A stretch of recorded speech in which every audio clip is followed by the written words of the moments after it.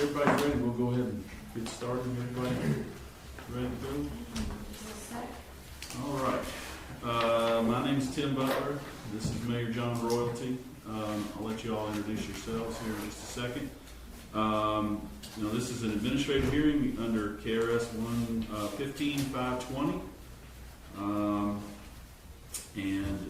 What we're going to be addressing I'll tell you in a second what we're going to be addressing. First, I want to say that some of the allegations made are violations to the city's employee policy, general employee policy, and that wouldn't necessarily require a 15-520 hearing, but we are erring on the side of caution to protect Mr. Houck's rights. So, there may be things that are outside of the scope of 15-520, but we're going to allow all of that to be addressed at this hearing, even though it may not be absolutely necessary. And speaking of protecting rights, under KRS 15525E, Mr. Houck has the right to remain silent and to have the right to have counsel, which he has here. And that's due to the fact that he may be a suspect in a criminal investigation, so I want to make you aware of that right. And this is not a criminal investigation, a criminal proceeding of any kind. This is an administrative hearing to be held to determine the substance and validity of allegations made concerning Mr. Houck's fitness as a police officer.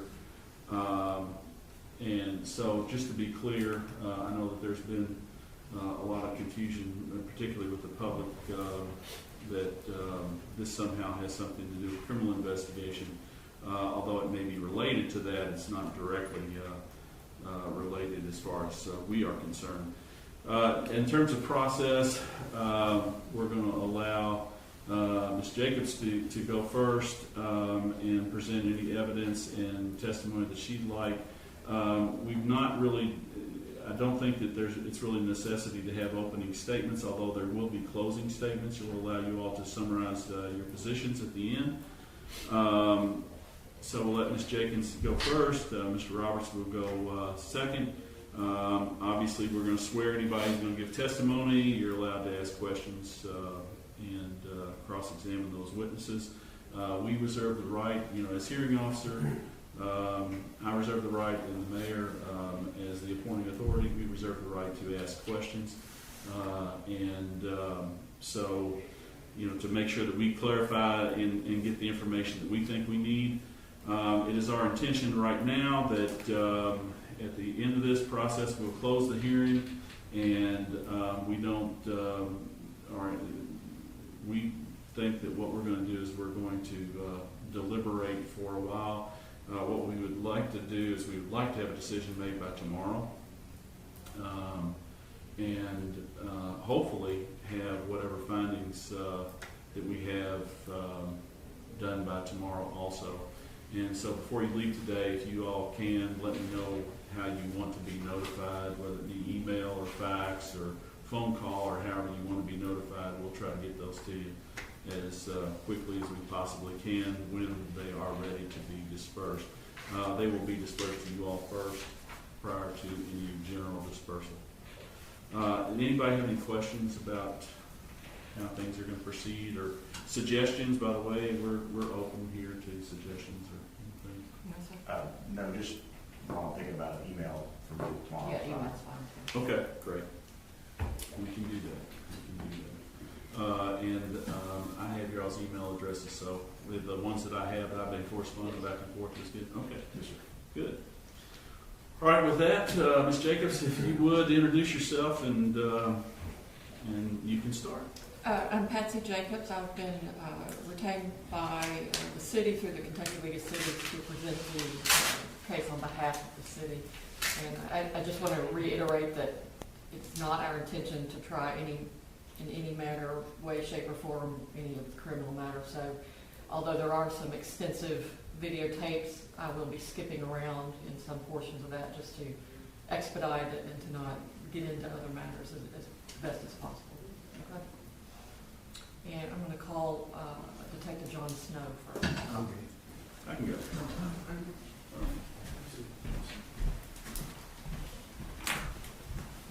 hope that I'm adept at technology.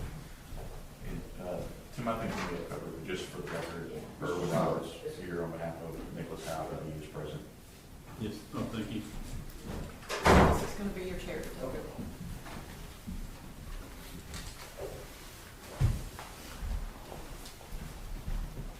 Mr. Snow, please raise your right hand, sir. Do you swear or affirm to tell the truth, the whole truth, and nothing but the truth today, sir? Yes, I do. Okay. Could you state your name and your position, please? Jonathan Snow, I'm a detective with the Nelson County Sheriff's Department. And how long have you been with the Sheriff's Department? I came back from the city of Louisville in 2008. I started with them in 2000, left for a couple of years and came back. Okay. And as a detective, is that a different rank than, I mean, obviously a different rank, but are there different job duties as opposed to a? Yes, I started in the investigation section in 2009 where we don't do standard patrol activities. We're tasked with investigating criminal activity. And just to set the stage, give us a very brief background of the investigation that brought you into contact with Nick Houck. Yes, in early July, Brooks Houck's girlfriend, mother of his child, went missing, and we began to investigate that case, which led into a fairly lengthy case that's still going on today. Okay. And I'm going to show a couple of videos and play a CD here. Did you, in the course of one of your discussions with Brooks Houck, did Mr. Houck receive a phone call from his brother Nick? He did. Okay. And we're going to play that right now, and we're going to go back and talk about that for a minute, okay? If I can. Sure. Oh, if you can. If I can, meaning if I can, yeah.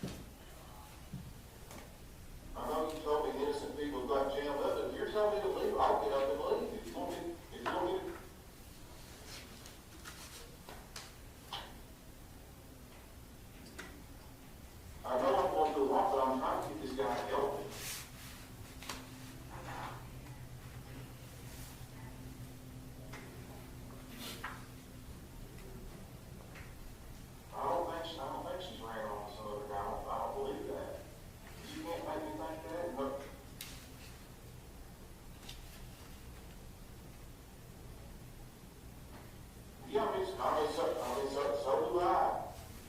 I'll do exactly what you're telling me to do right now. You told me to cut the leave. But I don't think these people are not as vindictive just to skin me for no reason. This is not their family. This is not.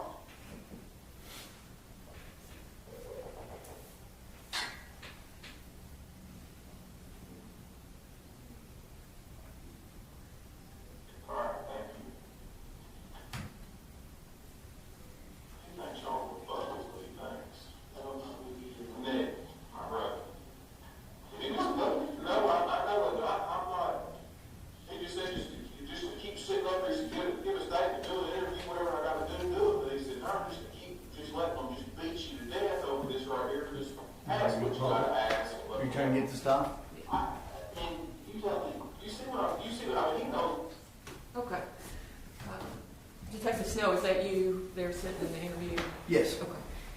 The date of that is the 8th of July, 2015, is that right? Yes, that's correct. Now, did you, were you able to hear what Nick on the telephone call was saying to his brother? I couldn't hear specifics, no. I was catching a word or two here or there, but I couldn't hear everything that was being said. But I could hear the noise coming out the other end of the phone. Was it kind of a raised voice? Yes. Have you gone back and listened to that since then? Have you been able to determine anything about what was said? No, just what you heard there. You can get again.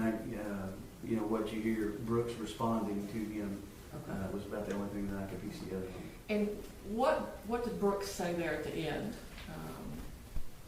After he hung up and he said he thinks what? He said he thinks you're gonna fuck me or trying to fuck me. Okay. Did you feel like that was an interference with your investigation to have that phone call? Oh, absolutely. And why is that? Well, because I think he knew that he was in there being interviewed, and he was making an attempt to interrupt that interview, and sow distrust between me and someone that I was trying to interview. Okay.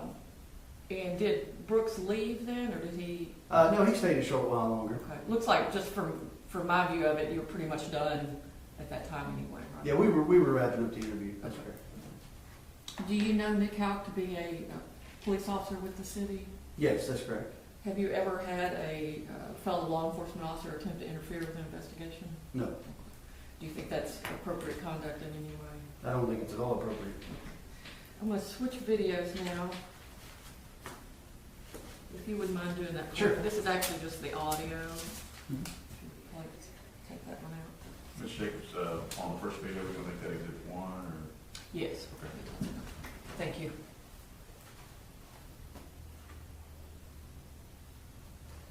And while you're doing that, Detective, now that interview on this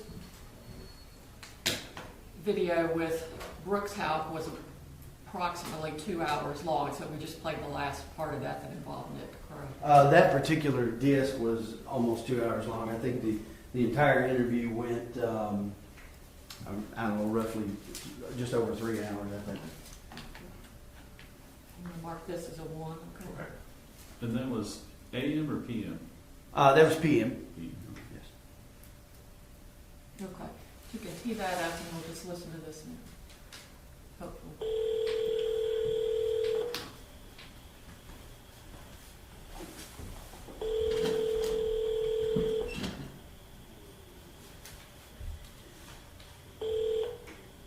Hello? Nick, Yeah. hey, it's John Snow over at the Sheriff's Office. What's going on? Oh, well, still trying to find Crystal. Yeah. Hey, do you mind, are you busy right now? Do you mind to come down and talk to me? Man, I really don't have any information to give you. I mean, and I think folks have been completely cooperative, and I have anything at all to give you, and I'd be the first one to be there. Man, Well, you know how investigations go. I've got to cover all the bases. Yeah, I understand. It's the same thing I told him. If I don't ask, they're not gonna, then it doesn't get answered. You know what I'm saying? Sure. Oh, yeah. So I'm gonna need to talk to you if you're willing to talk to me. If you're not, that's okay. But you need to let me know that. Okay, well, yeah, I'm probably not going to answer any questions. I mean, I didn't send it for 3 or 4 times, and if I had anything to give you, I would, John. So you're not gonna come down here and talk to me? That's correct. Okay, then. All right, man, thank you. Okay, it's at the end of that telephone call. Yes. My notes say that was the 9th of July, 2015. Is that right? That's correct. Okay. So the day after you had interviewed Brooks, you were attempting to have Nick come in to talk to you? Yes, And he refused to do that, right? that's correct. Did you take any action based on that phone call? I just advised the sheriff, where we were at with it, Okay. as far as his refusal to be interviewed. Okay. Have you ever interviewed Nick? Has he ever come in to talk to you as part of the investigation? With regard to this investigation, no. Have you reviewed the video of Nick's interview with the KSP folks? Yes. And is that just during the course of your investigation and gathering information? Correct. I've watched all of them, so. And it's part of your training as an investigator. Are you trained in interrogation techniques and that type of thing? Yes. Are you trained in assessing whether someone's being truthful or untruthful? Yes. And based on, and we're going to play part of that video later. I'm not going to have you sit through that because you weren't actually part of it. But as part of reviewing that, did the statements that Nick made appear to be truthful and forthcoming to you? I'm going to object to that question. We'll assess the probative value of this at the appropriate time, but you can answer. The impression I got of the overall interview was that he was not being candid about what he remembered about that weekend and about the events surrounding the investigation. And what did he remember? Well, almost nothing. As a police officer, as Nick is, do you find that to be credible that he would not remember events over the last week or 2 weeks? Not at all. Same objection as before, just for the record. Yes. And you've also heard him state during the course of grand jury testimony and then also on the video that he's made some statements about you. Is that correct? Yes. And what has he said about that? He told the Commonwealth Attorney and the KSP detectives that he would refuse to be interviewed by me because I had allegedly admitted to lying in court. Okay. Have you ever made a statement that you lied in court? No. Have you ever lied in court? No. Would you have made such a statement in front of a group of police officers in a squad room or someplace else? I would not have made that statement at all. And do you find that statement to be disparaging of law enforcement efforts? Absolutely. Have you viewed the videotape from the area of the Houck family farm, which shows the Houck brothers arriving in 2 different cars and departing in 2 different cars on the evening of July the 8th? Yes. And were they in close proximity to each other, those cars? It appeared to me that they followed one another in. And did they leave at the same time several hours later as well? Very close in proximity. Okay. Is there any doubt in your mind Just that for they the record, I'm sorry to interrupt. I'm going to object to this whole line of questioning as not relevant to the purpose for why we're here and for the allegations that we've been put on notice for. It's going to Mr. Houck's truthfulness in his interviews? Okay. And based on your review of that video of the cars arriving and then departing together, is there any question in your mind that Nick Houck was unaware that he was arriving and departing at the same time as his brother? No, I think he was perfectly aware. And did he state that during his interview with the KSP? Did he state what? I'm sorry. That he had arrived and departed at the same time as his brother? I believe his statement was that he could have, but if he did, it was unintentional. I don't have anything further for Detective Snow. Good morning, Detective Snow. How are you doing? Morning. Just want to go over some of your testimony here. Can you tell Mayor what the purpose of your contacting Officer Houck was? For the phone call? Mm-hmm. Yes, to be interviewed regarding the Crystal Rogers case. Okay. So you were calling him in relation to a criminal investigation? That's correct. It wasn't any kind of administrative investigation, you weren't doing any kind of internal affairs? No, that wouldn't fall in my department. Okay. Okay. It wasn't related to his official duties? No. Backing up just a little bit to the video about the interview with Brooks Houck. You already testified you could not hear what was on the other side of the conversation. That's correct. I couldn't clearly hear the other side of the conversation. And so if you don't have any information about whether he told him to leave or not to talk to investigators? Just what I inferred from what Brooks said from the other side of it. I And understand he that. certainly makes reference to the fact that if you want me to leave, I will. I understand Or that. if you're telling me to leave, I will. That was the inference that I took from his side of the But you conversation. have no idea what was said. Not from the other end of the phone, no. You didn't hear anything like that. No. At the end of that video, he also says, keep sitting here and do the interview. That's what I'm sorry? Brooks House says, he said, keep sitting here and do the interview. At the end of the video there, that's what Brooks said, his brother said. Did you hear that? I heard him say, I'll do exactly what you tell me to do, and he stayed. So I don't know that that means that he. Played the video. Sorry, Mr. Houck, what did you say? He didn't say. Oh. I just have to cue it up. Sure. Here's the,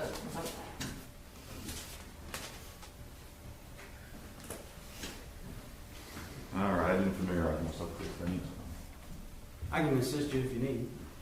That would be great. It's just right where we left off. Well, it won't, yeah, we'll have to fast forward if it won't. Exactly. let's make the phone call exhibit 2.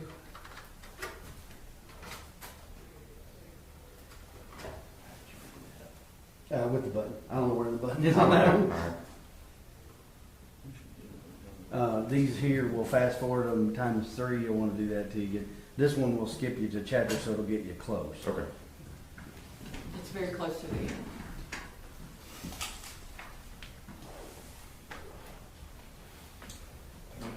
Prohibited, so I guess it's trying to load. Oh, you'll have to hit the center button to open that particular video. Sorry. Sorry. Yeah, I think that's mine. Now it'll let you skip chapters. Yes, that's what I'm gonna do. I'm gonna get something to elevate it. That way, Box back there. And you should see when I go out and come back in on this phone. There's 12 chapters, so it should be that one. Maybe the 12th one. They were not watching the computers a little bit. Okay, he's on the phone there, so you might want to set the one to back up. The top one, not the bottom one, because it'll take you I back. just want to get you the tail. I'll get with that, would you? Yeah.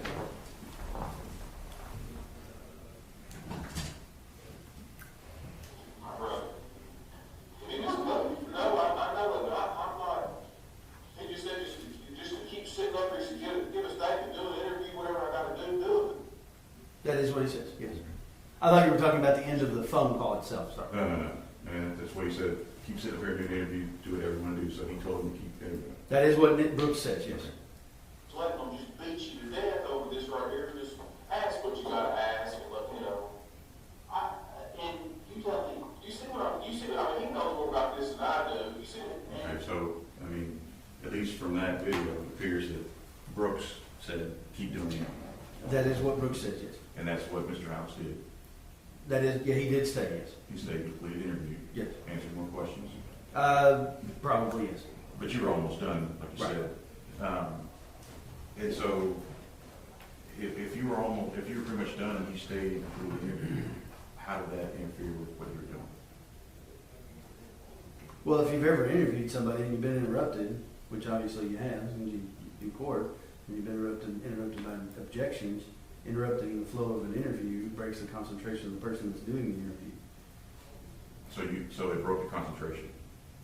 It interrupted the flow of the interview that I was conducting, yes. Okay. But I don't put words in your mouth, but whose concentration are we talking about as far as breaking? We're talking about the person that's doing the interview, not the person that's being interviewed. Okay, all right.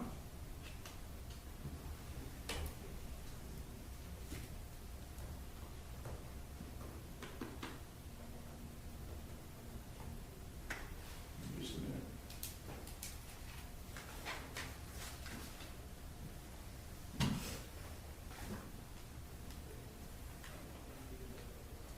And like I said, the interview was completed, and that was. I mean, it did interfere with the interview itself. The interview was completed, yes. You got whatever information you wanted to get from Brooks House on that day. Well, I don't know, 'cause I don't know what information he had to offer, but we completed the interview, yes. Well, but I'm saying, as far as from your perspective, you were done, and there was nothing else you wanted to ask, even maybe until you were done. Yes. And you mentioned the interference with the interview. I mean, you actually went and got the phone and allowed the interruption to happen, right? I did bring the phone back to him, yes, after we were done downloading his content, yes. No, I'm talking about here when you were doing the interview, you left the room and got the cell phone and then you Right, called. that's what I said, I did bring the phone back to him, Yes, yes. so you called the interference, interruption by allowing that to happen, right? No. Allowing someone to take a phone call during an interview is not unheard of. Typically, they would take the phone call and say, I'm busy in an interview, and hang up the phone. I had no knowledge of what he was going to say to him on the other end of the phone, or the extent to which the phone conversation was going to take place. Exactly, so as. But yes, I did introduce the phone into the interview room, yes. And so as a trained investigator, interrogator, if you didn't want the interview to be interrupted, you had control of whether that phone came back into that room and caused an interruption or not, right? The phone conversation caused the interruption, not the phone itself. No, I understand that, but you had control of whether that conversation even occurred. You allowed it to happen, I had control over the phone, yes. and you allowed the conversation to happen. I did it, I gave him permission to answer the phone, which he doesn't need, but yes. All right, so moving to the second, I guess, exhibit to the phone call that you made to Officer Houck on the 9th of July. Yes, the following day. What was the purpose of that call? To get Mr. Houck to come in for an interview, And an interview related to what? to the Crystal Rogers case. So it was related to a criminal investigation. That's correct. What was Mr. Houck, or Officer Houck's status at that time? Was he a witness? Was he a subject? Was he a suspect? Well, he was gonna be coming in for a witness interview if he came in. I'm just asking. Yeah. So you're saying he was. I mean, as far as I know, he doesn't have a status in the case. I wanted to interview him because he's related to the family and this person's missing. I understand that, so that's why I'm asking the question. Right. Was he a witness? Was Yeah. he a suspect? He was a witness. Okay, so he was a witness. Was he a witness in his official capacity as a police officer or just as an individual who might have information? Well, as far as I know, he wasn't involved in the case officially, though several of his city police officers, several of his other officers were involved in the case. I don't know that he had any involvement in it at all. You don't know, or he was not assigned to the case, was he? No, none of them would have been assigned to it. It's a county case. Yes. Several of them assisted in the investigation voluntarily. He was not one of those people, as far as I know. And so you weren't contacting him as a fellow police officer to work the case with you or? No. Or anything like that? No. You testified about, I guess, the Kentucky State Police interview? The state police You chief reviewed it interviewed, yes. and all that. Are you aware of whether or not at that time he was a witness during that interview or a suspect? That interview was arranged by the Commonwealth Attorney's Office, presumably because of the testimony that he gave at the grand jury. So I don't know what you would classify him at that point. You would have to ask the detectives and the Commonwealth Attorney. Are you the lead detective on the investigation? I am. So He refused to be interviewed by me. I understand, but on that day, he had appeared before the grand jury with Commonwealth Attorney. Correct. On the day of the, so we're clear here, the KSB interview was on, looks like July 15th. 15th, that sounds right. So he had appeared on that day in front of the grand jury, and then you were aware that he was being interviewed by the KSB detectives, correct? Yes. But you don't know what his status was at that point? Well, my assumption is that the Commonwealth Attorney found his grand jury testimony suspicious, and that's why he set up the interview with KSP. Is it fair to say that at that point he was a suspect in the case, not just a witness? Yeah, I think they suspected he had involvement in it. So you've gone from witness to suspect. Do you know if he had been given any rights at all prior to the interview? Advised of his constitutional rights, advised of any rights at all? I don't know. You'd have to ask the interviewers. I honestly don't remember whether they read his Miranda rights on the video or not.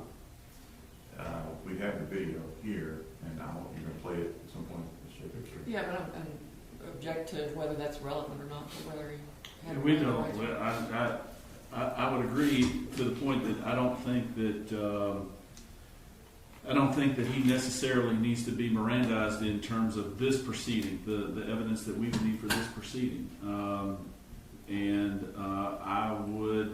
We are taking great pains to not try to interfere with any criminal investigation that's going on here. And by that I mean, we are trying very carefully, or we're trying to proceed very carefully where we do not elicit, gather information relating to a criminal investigation, or neither to hinder nor to help that criminal investigation. We think that's a separate matter. And so we would be very careful about any kind of assertion that there were Miranda rights given or not given that might affect admissibility of evidence later in a criminal investigation. If there's something that and you can clarify that if you'd like, about the Mirandizing and his role as police officer in the city of Bardstown, I'd be glad to hear it. I'm sure the mayor would too. No, Mr. Butler, what I'm trying to do here is ascertain what Officer Houck's status was with respect to various points in time. And it's not necessarily Miranda rights as much as it is his constitutional rights. Mm-hmm. His Fifth Amendment and Fourth Amendment and Section 11 of the Constitution. So that's all. I'm not trying to get into the investigation. I'm just trying to. And his rights, those rights as relates to his status as police officer with Bardstown? Yes. Yes. And it'll become clear later. Okay, yeah. I mean, it's at least to us, it's pretty important. Okay, sure. Go ahead. So I'm not trying to get into the investigation. I don't want to get into that anymore than anybody. I was just trying to figure out what the status was as far as whether, I mean, you watched the video. If the video doesn't show him being advised of any constitutional rights, would you disagree with that? I don't recall seeing it in that video, no. Okay, I don't want to waste time playing video. So if I tell you it's not on there, would you disagree with that? No, I don't recall him seeing Mirandizing him in the video, no. Or advising of any constitutional rights? Again, I don't know what was done at the grand jury or what he was informed of. As far as I know, he came in, he agreed to come in and be interviewed, so he was there voluntarily. So I don't know that there was a need for Miranda, but. But going back to your request to interview him, he was within his constitutional rights to decline, right? As far as I know. And when he did so, you respected it. Send it on. Is that okay? And just for the record, going back to, and I know I'm jumping around over here, but going back to, we're on July 9th again here, we called him. That's also the same day that his police cruiser was, I don't know what you want to call it, seized, removed, taken. It was taken from him by the city of Bardstown. And it was taken for what purpose? Well, at that particular time, I don't know why they took it, but they handed it over to us in an effort to search it for evidence. So it's part of the criminal investigation? Yes, when it was handed over to us, that's correct. Which would tend to, I guess, support that he was probably more of a suspect at that point. Well, I don't think it tends to anything. I think it tends to a search for evidence in someone that appeared to be evasive. Well, but it's his car. So I mean, Actually, it's the city of Bardstown's car. oh, but it's the one he was driving and using. I'm not trying to be difficult with you. And I'm not trying to be difficult with you, sir. I'm just telling you that we were conducting a criminal investigation. And as part of that investigation, we wanted to search that car for evidence, and the city allowed us to do that. And it's their car. But he was using it. Yes. It was assigned to him at the time. So that doesn't tend to make him seem more of a suspect and less of a witness? Not unless we find evidence in his car. Okay.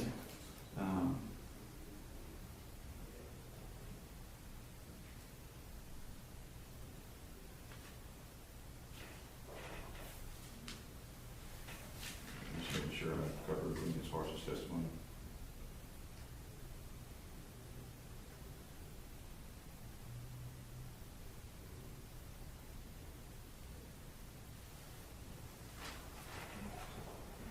That's all I have. Thank you. Detective Snow, when you were interviewing Brooks and the phone call came in, did it appear to you that Brooks was repeating back what his brother was saying to him? To some degree, yes. And he said on at least 2 occasions, if you want me to leave, I'll leave. Yes, that's what he said. Okay. And whether or not it did interfere with the investigation, did you believe that to be an attempt to interfere with the investigation? Yes.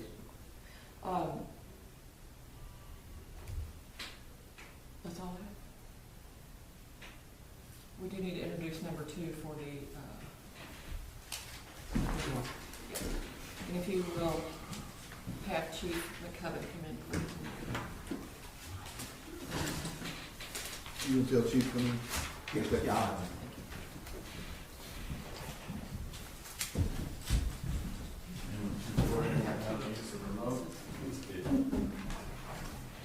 Is there something like That was 2. Yeah, there's one video left over there.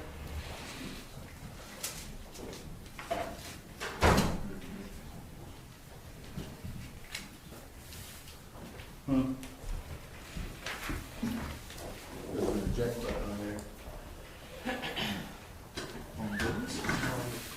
No, Oh, sorry. I'll get one here. yeah, no eject button on there. Open, close, all right, there we go.